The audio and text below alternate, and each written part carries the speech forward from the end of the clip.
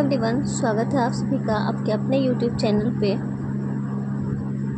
तो अभी सुबह के 5 बज रहे हैं। मेरी स्टडी लगभग रात 1:30 से शुरू हुई थी और 5 बजे तक अभी लास्ट स्टडी स्लोट चल रहा है हमारा। इसमें हम किस किस टॉपिक को कवर किए हैं आइए देखते हैं। रैयतवाड़ी व्यवस्था, उसके बाद महलवाड़ी व्यवस्था, दस्तकारी उद्योगों का विनाश, पॉलिटी में पंचायती राज व्यवस्था कवर किए हैं। आइए इसमें कुछ देखते हैं। जो मेन पॉइंट्स हैं जो मैंने याद किया है वो उसको फिर से रिवाइज करते हैं। किसानों के साथ व्यक्तिगत रूप से किए गए लगान समझौते को रैयतवाड़ी कहा गया।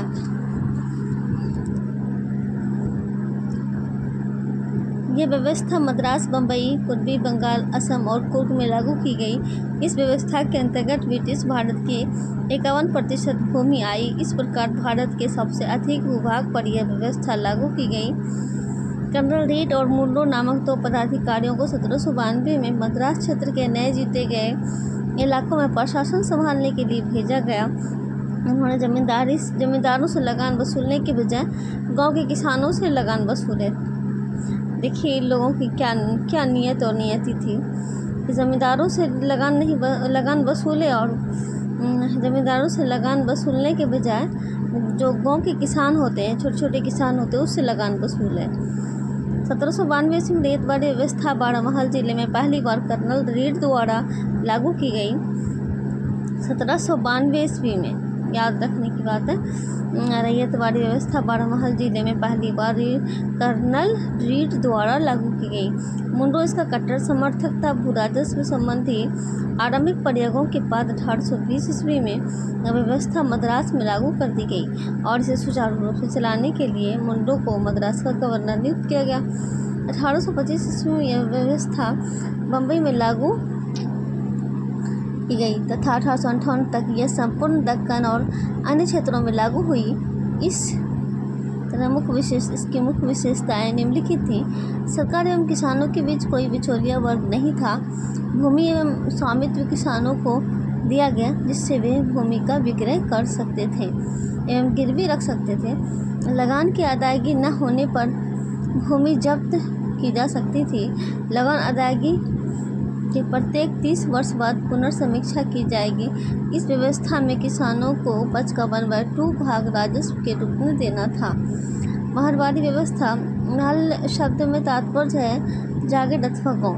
इस शब्द में राजस्व व्यवस्था प्रत्येक महल के साथ स्थापित की गई, कृषक के साथ नहीं।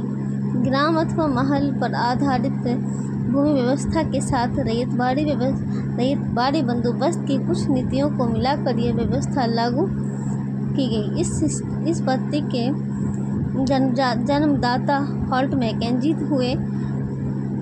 1833 ईस्वी में मार्टिन बट तथा जेम्स टाइमसन के बंदोबस्त में यह अपने सबसे अच्छे रूप में सामने आई।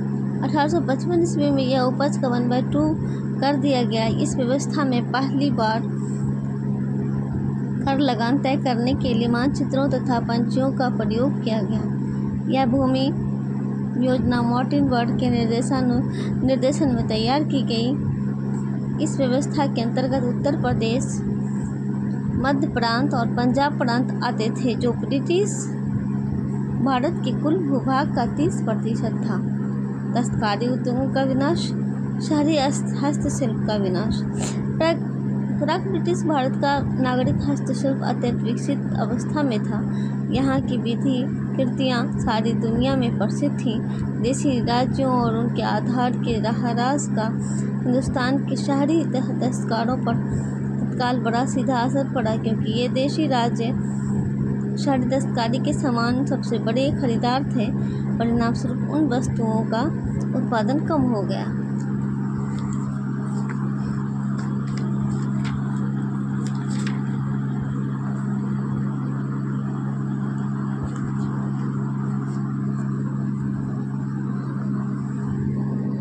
आइए देखते हैं इसी तरह पॉलिटी लक्ष्मीकांत से पॉलिटी रिवीजन किए हैं। लक्ष्मीकांत जो चैप्टर पंचायती राज। पंचायती राज का विकास जनवरी 1957 में भारत सरकार ने सामुदायिक विकास कार्यक्रम 1952 तथा राष्ट्रीय विस्तार सेवा 1953 द्वारा किए गए कार्यों की जांच और उनके बेहतर ढंग से कार्य करने के लिए उपाय सुझाने के लिए एक समिति का गठन किया। इस समिति के अध्यक्ष बलवंत राय मेहता थे। समिति ने नवंबर 1957 को अपनी रिपोर्ट सौंपी और लोकतांत्रिक विकेंद्रीकरण की योजना की सिफारिश की, जो अंतिम रूप से पंचायती राज के रूप में जाना गया। 3 स्तरीय पंचायती राज पद्धति की स्थापना।